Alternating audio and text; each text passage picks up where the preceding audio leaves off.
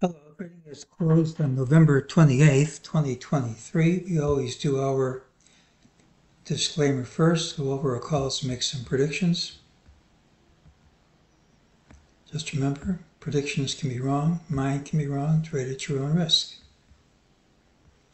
Look for the pattern with the early high regardless of where we open, that's this. Tomorrow should have the early low.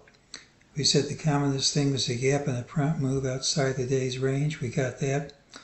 We had a target of 45.60, 46. That did print. One of my rules is if you gap smartly at the open, the call's killed before the open. We gapped and promptly undercut prior lows. And that's enough for me to call it a sharp move down. That doesn't mean this target won't print. The target remains, but not the time. So I'll take credit for the target printing, but once we gapped and undercut these lows, there was no guarantee it would print today, even though it did. Didn't mean it wouldn't print today, it just the calls for this printing today was killed. That's not a call that it won't print. And this is just a reminder of what we said. Got the gap and prompt move outside the day's range. We said failure of the normally bullish pattern was a straight line drop. That's a straight line drop. Usually that means lower lows are coming. And when this pattern doesn't close at the high of the day, that typically is failure. It means lower lows are coming. We also, once again, despite this rally from the early low, couldn't close over any of these highs. All that's negative stuff. Plus, we have lower MEJT targets, 45, 44, 71, and optionally 45, 42, 85.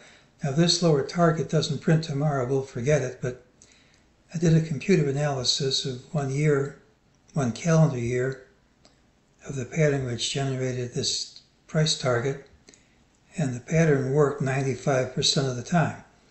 So it'll fail 5% of the time, and if it fails, we'll forget it, but that's the odds we see 45, 42, 85 tomorrow. Doesn't mean we stop there.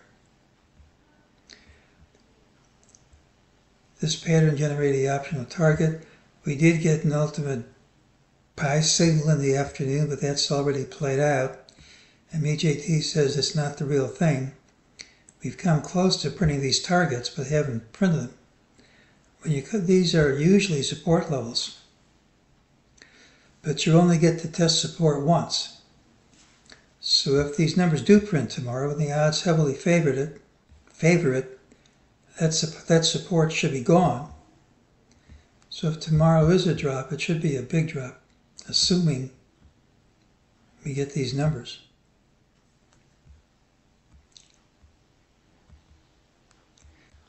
We still haven't managed to close under these prior highs, and I'll grant you we haven't closed under the lows either, but that's not what this is about. We've made several attempts to break through the resistance over the left stilt of the diamond on stilts pattern. We just can't break through and can't even hold on to the gains we've made. Now again, we can't take this out, then the pattern fails, but for right now, I think this is a pretty negative pattern. The morning trade can always kill it, but for right now, that's not good stuff. And if the negative call works, we're going to probably see much lower prices than the ones I've outlined. Well, tomorrow's pattern has really low. It doesn't tell us where we open. Today's normally bullish pattern did not close near the high, and if that's maintained at the open, it's bearish and should lead to lower prices.